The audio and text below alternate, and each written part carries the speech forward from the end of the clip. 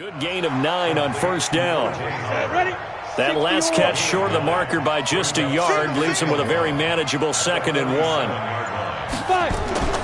Off play action, Tannehill. And this is caught by Evans. And he takes this one down almost all the way to the 30. And this is going to be another first down as the tackle's made at the Saints' 31-yard line. I think it all came together there. In-breaking route, drove it with excellent pace. Money throw right there to move the sticks.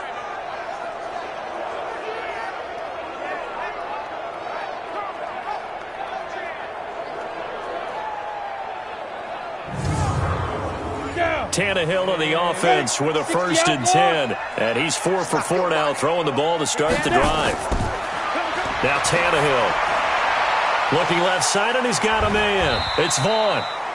So a nice job to break the 1 tackle, but not much daylight after that as he's brought down. 4 yards on that last completion, so that sets up 2nd and 6. Here's Tannehill. Rush coming, and he's taken down. Cameron Jordan has now recorded 10 sacks on the season. Enough takes to start to have a good drive. Quite like a big loss on a sack, does it? Now they're looking at a 3rd and long, and suddenly the momentum shifted to the other side of the football. And old Mo is a very, very fickle man. This offense in desperate need of a conversion as they come up on 3rd down. Now a play fake, and it's Tannehill. He lets this one fly toward the back of the end. And it'll be intercepted. Picked off by Marcus Williams. And a big turnover there as his guys will get the football back. First possession of the 3rd quarter, an interception, so maybe a second-half tone setter. Indeed, and not the tone they wanted to set. That's the equivalent of running out the wrong door and running into your pool instead of running out onto the field. A real dud for that one. Has that happened to you before? No, but I've heard stories about teams actually doing that back in the good old days. Now the attention turns to the Saints offense getting ready for their first possession of the second half. And that last drive, a long drive, but not just that, they had a great air attack going. Do they stick with that? I would think that they would, because if they were confident enough to do it on the last drive, starting backed up in their own territory, why would you change anything? They've got to be confident about what they're presenting and continue to do so. Yeah, because the secondary, they really look clueless. And that was amazing because that drive went and went, no adjustments, and no big plays by the defense to knock the ball away. A loss of a yard there to start out. That leads to a 2nd and 11. Staying on the ground with Washington. And he'll get only a couple up to the 22. Ready? 5-8. A 2-yard pickup makes it 3rd and 8. Now Breeze on 3rd down. It's caught. Jones. And he'll get this one way up just shy of the 45-yard line. Give him 22 yards, and that's also where they snapped it from, the 22. Well, for teams that like to play man coverage, running corner routes can be tough on them because of the ability of getting into it. Sometimes you're squaring it off. Sometimes you're just rounding it. Sometimes there's a fake. Sometimes there's not. That makes it very, very difficult for a DB to stay with it. 50 seconds, come on. Coming this way. Here we go. Tonight. On first, here's Washington. T.J. Watt in on the tackle. The last run got a couple. Here's 2nd and 8.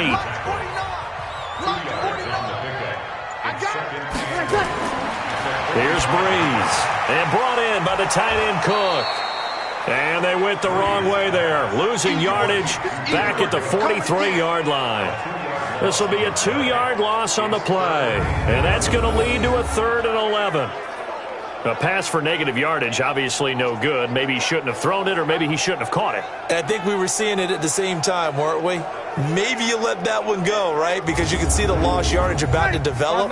But that goes against every instinct of a receiver. They're taught to catch everything. So it's really hard to be mad at him and yell at him for trying to make that play. It's complete to Jones.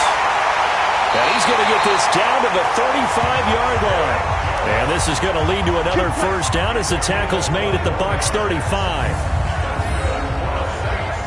So on that play, defense was in the zone. They ran a crossing route offensively, but the defense there, you got to be good with communication, don't you? You certainly do, and it's not something that is really evident when you watch it on the screen. But everyone's talking, communicating, pointing, and it keeps you from chasing receivers because you have a specific zone you have to cover when a receiver is, and then make the tackle. On the 11. Looks to me like maybe there's a little attrition setting in with this drive.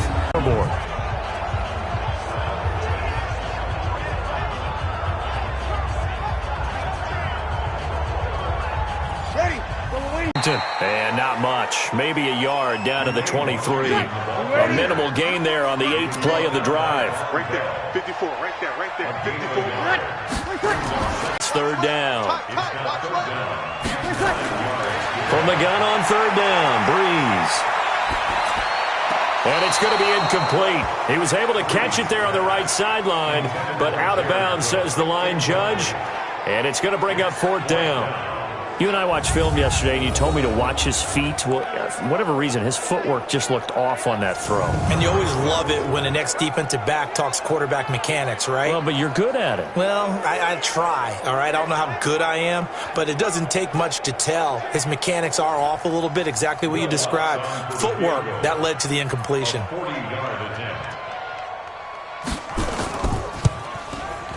And Lutz's kick is good.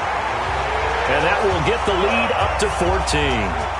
So the field goal there caps what winds up to be an 11-play drive. Well, partner, that's a lot of offense to run there to only get 3 points. I just wonder, are they going to recycle those plays because they were successful in getting 3?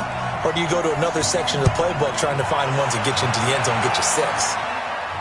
This is taken at the 3. And he'll take this across the 25, couple extra yards, up to the 27-yard line. Here comes Ryan Tannehill now, leading his offense back out there. And he comes out on the heels of an interception he threw last time they had the ball. Yeah, and you know, the quarterbacks that I know that are the best ones, the ones that really know how to lead their team, they tell them, that's on me. That's my bad. But let's go back out there and move ahead again, guys. We can get this done. One good thing for him, it did only lead to 3 points and not a touchdown after that turnover. Big thanks to the defense. Able to get 7 on that first down pass play. 2nd and 3. Tannehill. He gets it into the hands of Gronkowski, complete. And he'll get up to the 43-yard line. 9 yards to pick up there, and it's a first down. On first down, it's Vaughn.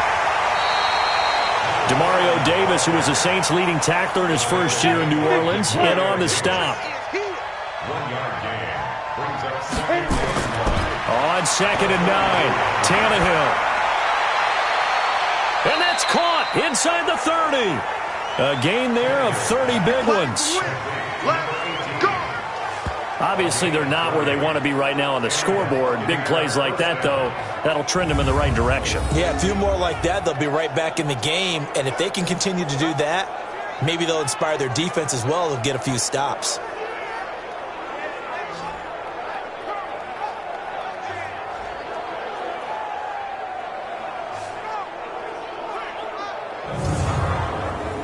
So now then, the big play has them all the way inside the 30 now, 1st and 10. They'll fake the handoff. Now Tannehill. And that's going to be incomplete. Too tough to hold on to that one. It's 2nd down. Once again, they'll come up on the 26-yard line, 2nd and 10. Back to throw, Tannehill. He completes it to Evans. And he gets it all the way down inside the 10 and mark him at the 5. When Mike Evans sees man coverage, I don't think he's the only guy who gets excited. I'll guarantee the guy throwing the ball does, because guess what? He's got a lot of options about where to place it because of Mike Evans' size and frame. 1st and goal, and they got to be thinking a chance to get right back into this football game. They'll run it now out of the gun. And he'll take it into the end zone. Touchdown, Tampa Bay. A great play there with his second touchdown of the game and 5th on the year, as his guys are back within a single score. He's having a nice little game. Maybe already has an eye on that 3rd touchdown. And how about what our producer, Christian McLeod, likes to say when they've scored touchdowns like this? He's put a tent up in Touchdown City. Gay is on for the point after.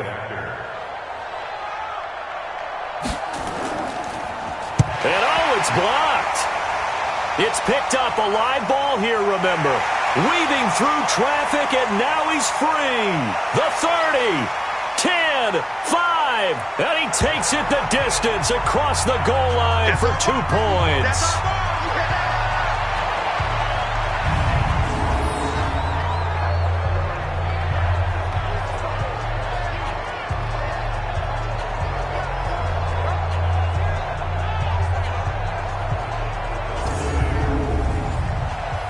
So after the block PAT, they're ready to kick this one off. This fielded at the 2. And he'll take it up past the 25 to the 26-yard line. And out trots Jared Cook with the rest of his offensive mates. And what can they do to better account for him? Because they haven't accounted for him well so far, as we see here on your screen. They may have to draw up coverages they haven't run so far. They have to create something on the fly because he's beaten everything. And when you watch this game unfold, you keep thinking to yourself, is it 2 men, 3 men, maybe even a 4th guy may have to go and account for him. But right now, he's shredding the defense. Yeah, 2 touchdowns, over 100 yards.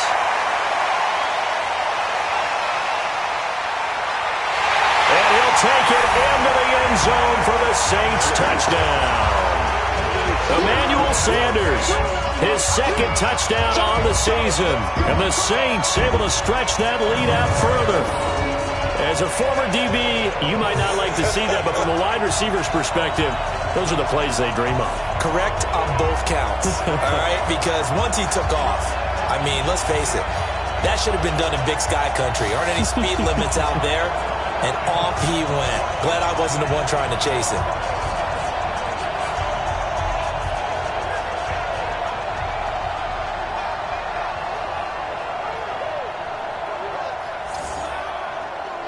Lutz will look to add the extra point.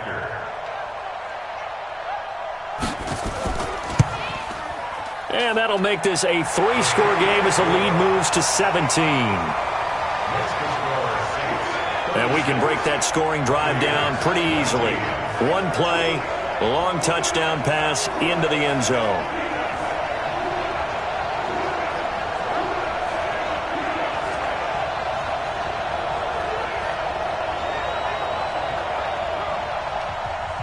Morstead out now following the touchdown to kick.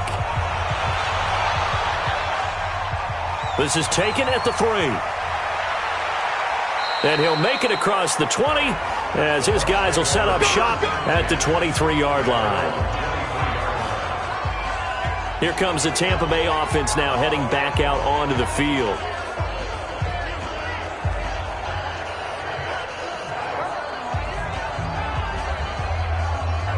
Double. 47, check my 47.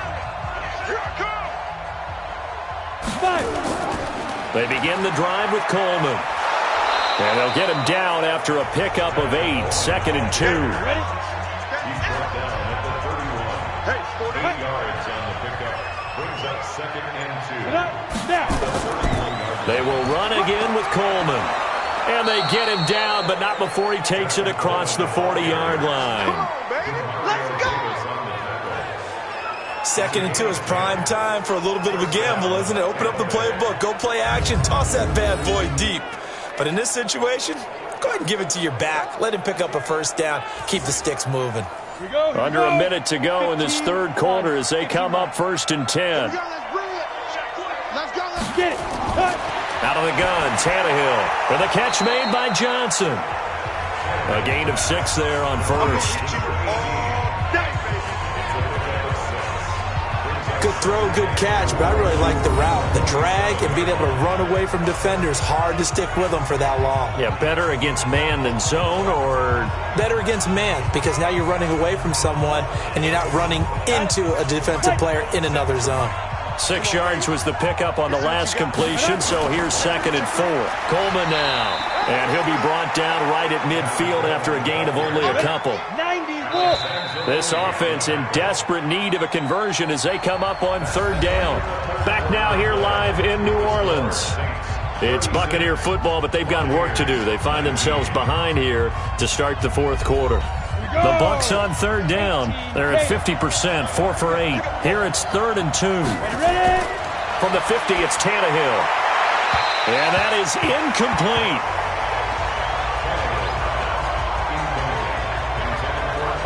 Well, the trials and tribulations of being a quarterback in this league, it's tough. It's got to be wearing on him out there. Well, he has been sacked a number of times. He had an interception, so I'm going to give him a skosh of credit for hanging in there and trying to make something happen, despite the amount of pressure he's been under this entire game.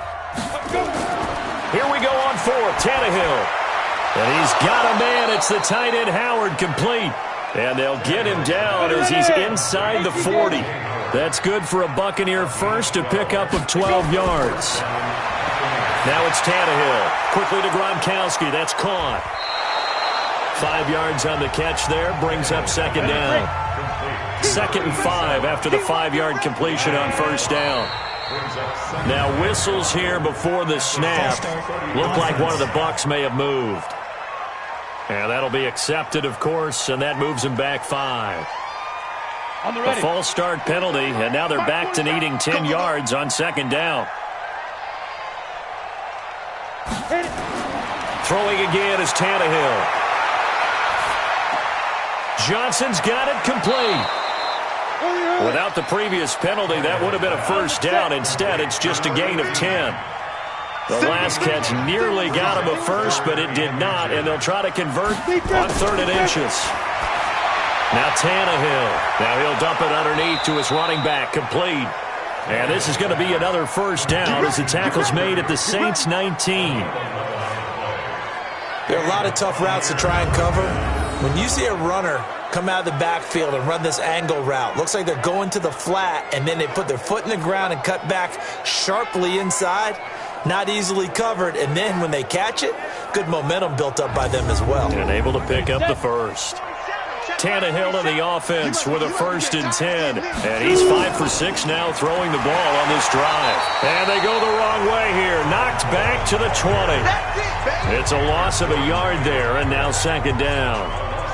This defense against the run, by the way, they're not top 5, but they are top 10. So what's your philosophy here? Do you try and run the ball against a team that's pretty good against the run? What if you're a pretty good running team? If so, you might want to go ahead and run it anyway because that's your strength. Maybe just a slight detour on what's been a strong drive. Here's 2nd and 11. And good downhill running. He's got 6 yards down to the 13. The Bucs on 3rd down. They've hit on half of them, 5 for 10. This will be 3rd and 5. Tannehill now to throw.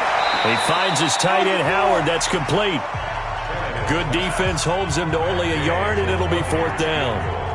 One thing you're hoping for when you run drag routes, you're able to hit a receiver in stride, and he can pick up a lot of yardage after the catch. But in this situation, the defense was effective, able to stop him before you get a good head of steam going. Well, with that field goal, you can argue they needed to get back within 2 scores, and they did indeed do that, but still a pretty uphill battle. Still going to take 2 fourth-quarter touchdowns to get back into it. And as you and I know, that's a tall order against any NFL defense. They're going to need their own defense to make some plays as well to give them an opportunity. And a good return. He's across the 35-yard line, right around the 36. A look at the running back, the man out of the backfield as he gears up to go again. And there are the numbers. Got off to that torrid hot start. We thought he was in for maybe a career day. Not the case. No doubt about it. It almost looks like a misprint after what we saw in the first half. But let's give a little bit of credit to the guys on our side of the ball. They went in at halftime, made a few adjustments, and you know what else? They didn't lose their confidence in their ability to play. Because a lot of times you get beat down in the first half, it gets ugly in the second half.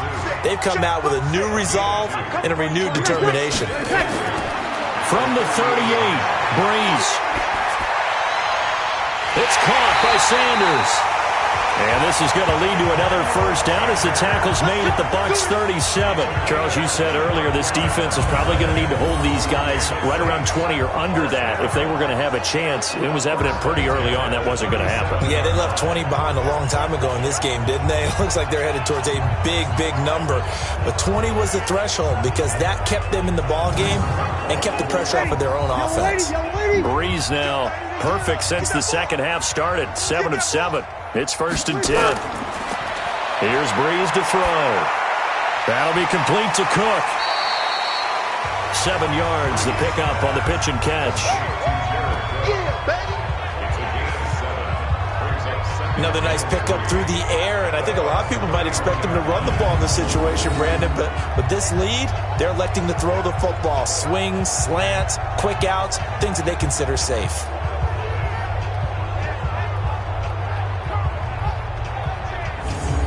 Able to get 7 on that first down pass play. 2nd and 3.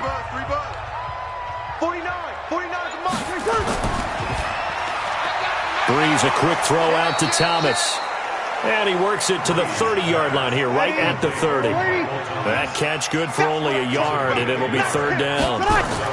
Washington on 3rd and short. And they're going to mark him down short, maybe by about a yard, if that. He needed 2, he got 1, and that's going to leave him with 4th down and a yard. Well, they picked up a portion of it, but not all that they needed. Now that leads to a decision on 4th and 1. Let's see what they decide to do.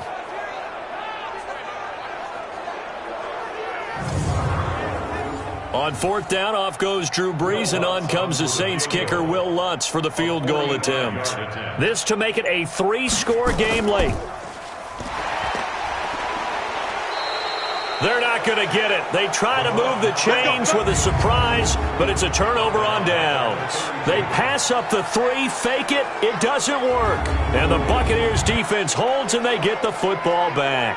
And Tampa Bay trots out there now. And tough to win games if you're going field goal, field goal, field goal here. They got field goal last time. Now they'll be looking for a touchdown. They're looking for the big chunk now because, as you noted, the field goal way of doing it makes it that much harder and puts more pressure on every possession for you now. Go ahead and get 6 and feel a lot more comfortable about the position they're in. Bigger chunks. We'll see if they can get the score.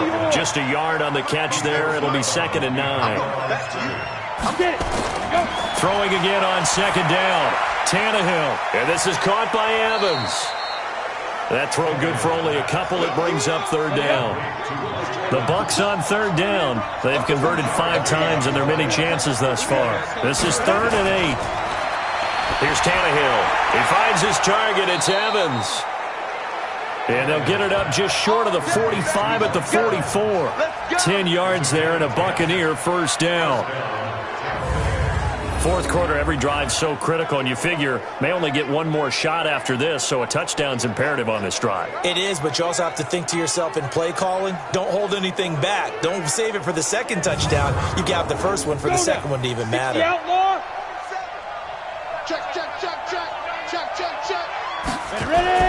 Now a first down throw, Tannehill. This one complete to Scott Miller. 5 yards on the catch there, brings up 2nd down.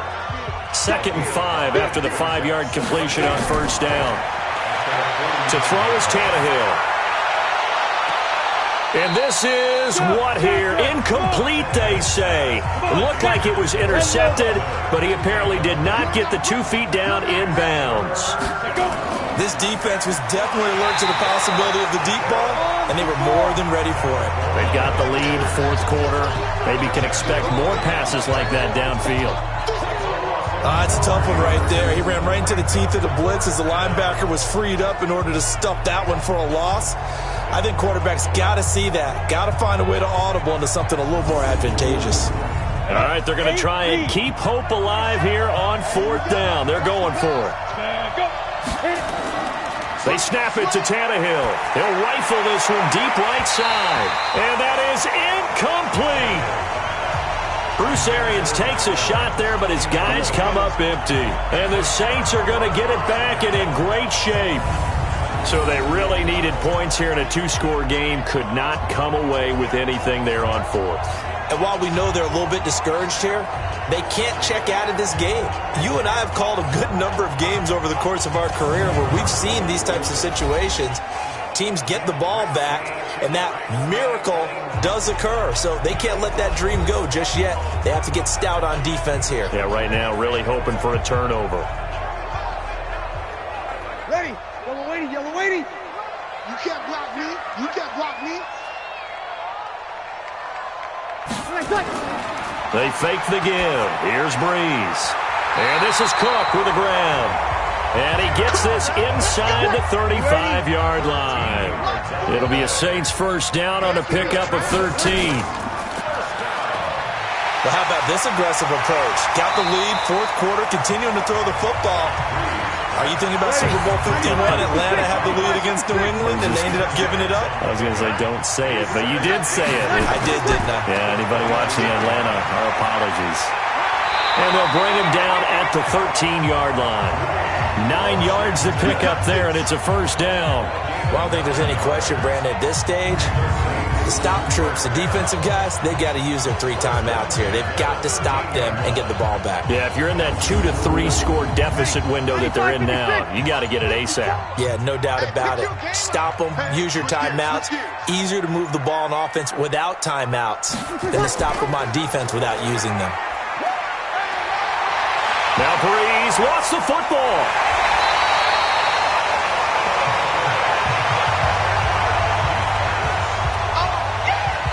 And a little bit of good fortune there. He wasn't able to get it back, but he did have a teammate on the spot able to retain possession for them.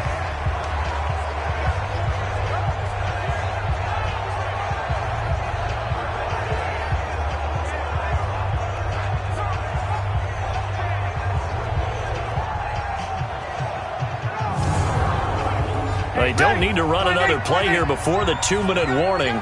Let's see if they do it anyway. 2 minutes left to play in this football game here on EA Sports. So it's Saints football as we get you reset. And the scoreboard on their side, they're just looking to melt away these final couple of minutes and put this one in the left-hand column. Feeling the pressure here and taken down. A sack back at the 7. So fresh out of the 2-minute warning, and here's another timeout taken with 1:55 remaining. Now, this is a big third down, and you'd have to think we'd see a timeout right away if they can't stop him here. Throwing now is Breeze. And he's got it. Touchdown, Saints. Emmanuel Sanders. His second touchdown of the game, his third on the year. And the Saints able to stretch that lead out further. They were still throwing with a comfortable lead here late, and now that lead even more comfortable. And your first thought is there bad blood that went into this one ahead of time, that maybe they're seeking some revenge or they just don't like them? But the other thing that always hits me is, are they worried about playoff positioning? Right? Are they worried about, do you need enough points in case there's a tiebreaker that comes into play later? Lutz with the extra point, and the lead now to 3 touchdowns at 21. So the drive there took 6 plays, and it all culminates in a Saints touchdown. Morstead out now following the touchdown to kick. This is taken at the 3. And he'll take this across the 25, a couple extra yards, up to the 27-yard line. And we shift to spotlighting Mike Evans. And I know that they've double-teamed him a couple times, but not a ton. Whatever they're doing isn't working. He's up over 100 yards. We'll see how they adjust. And when they do that, they weaken their defense in other places as well. And how many times have we done games where we've seen a guy have a big game like this? But it's usually not by himself, is it? Usually it opens it up for other people to have big games as well. And this will leave him a yard short. Nice pickup of 9 yards on first down. To throw again on second down. Tannehill. And now he lost the football. Tannehill loses it. And this is picked up by the Saints. And they're going to set up shop at the 27-yard line. And with that kind of a deficit, you can't afford to make any kind of mistakes. but it's been pretty symptomatic of what we've seen all game with them, isn't it? Down this big in the fourth quarter. You'd say an afternoon to forget, absolutely. And out trots Jared Cook with the rest of his offensive mates. And we see here the productivity certainly has decreased from the start of the game, but sometimes people forget these tight ends, they can do more than just catch the football. That is so true, because now when things start to happen and you're not getting the ball as much, maybe you change your focus on the game. Maybe you become a very good decoy. Maybe you block a little bit more. But sometimes you have such a great first half, you expect it to continue to roll, and it doesn't just happen that easily in the second. Now, they have been able to shut him down, at least as of late. I call that play a success. A nice inside run sets up a very manageable second down, a very solid gain on that play. And they've got it inside the 10 at the 8. It's a really nice 15-yard pickup, and now it's 1st and goal. Do my eyes deceive me, or is he getting stronger as this game moves along? Burst seems just as good here in the 4th as it was way back in the 1st, doesn't it? I do believe someone put a lot of time in the offseason and continues to condition during the season in order to continue to carry the ball at this rate.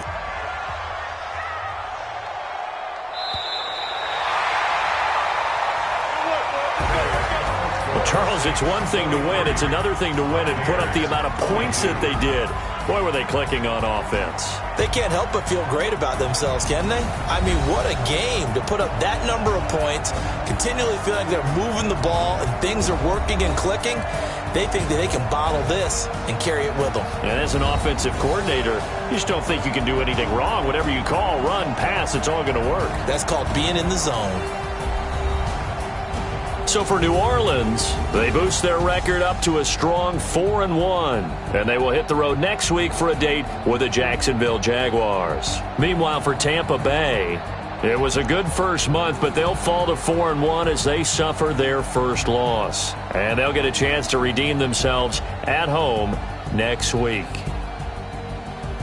So for Charles Davis and our entire crew, I'm Brandon Gaudin. Next game, guess what? Charles and I will be here again. It's the NFL on EA Sports.